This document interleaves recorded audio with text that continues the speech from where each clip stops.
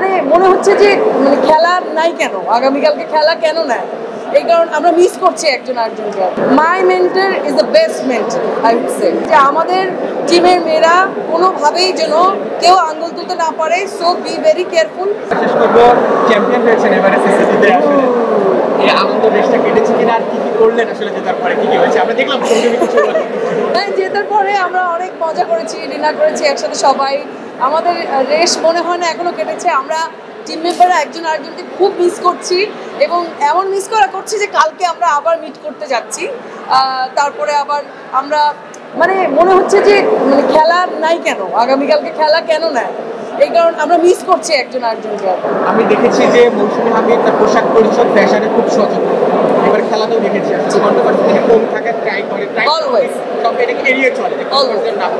এবারে দেখেছি সিসিটি নিয়ে নানা ধরনের গুঞ্জন, খেলা শেষ হওয়ার পরে তিনি দেখলাম মামলা টামলা নিয়ে একটা 6 জনের নামে, এই জায়গাটা আসলে মৌসুমী কি বলবে এটা? My mentor is the best mentor I would say. মানে এবার সিসিটির মানে আমি খুবই লাকি, মানে সো লাকি অ্যান্ড গ্রেটফুল যে আমি রাজভাইয়ের টিমে খেলেছি, এবং টিমে ঢোকার সাথে সাথে রাজভাইয়ের স্ট্রিক্ট রেস্ট্রিকশন ছিল যে আমাদেরকে বলেই দেওয়া হচ্ছিল আগে থেকে যে আমাদের টিমের মেয়েরা কোনোভাবেই যেন কেউ আঙ্গুল তুলতে না পারে, সো বি ভেরি কেয়ারফুল।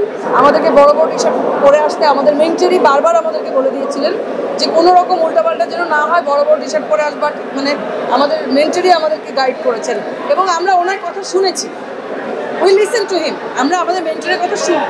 সেই জায়গাটা আসলে দেখেছি, যে সেখান থেকে আপনারা যে প্রস্তুতি এসেছে সেটা একেবারে আলাদা। একদম আমাদের টিমটা আমরা খুবই সতর্ক ছিলাম প্রথম থেকে, এবং এটা আমাদের মেন্টরের একদম স্ট্রিক্ট নির্দেশ ছিল আমাদের উপরে যে কোনোভাবেই আমাদের টিমের মেয়েরা যেন কোনোভাবে উল্টাপাল্টা কেউ যেন বলতে না পারে। যেগুলো ভাইরাল হয়েছে বা যে আলোচনা এসেছে যাদের মাধ্যমে আসলে গণমাধ্যমের দায় যেমন আছে, আমি মনে করি শিল্পীদেরও অনেকটা অংশে দায় থাকে।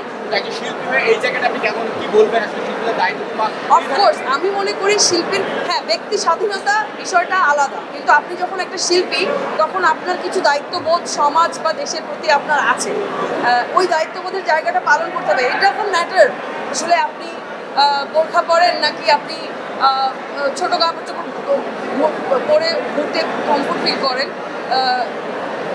হ্যাঁ, যারা আসলে আঙ্গুল তুলছে তাদেরও হয়তো তোলা উচিত না। একটা মানুষ খেলতে গেছে, সেখানে যে তার কমফোর্ট অনুযায়ী কাপড় চোপড়ও পরবে, কিন্তু সিচুয়েশন বা সময় অনুযায়ী সময় উপযোগী ওইটা একটু মাথায় রাখা উচিত সব শিল্পীরা।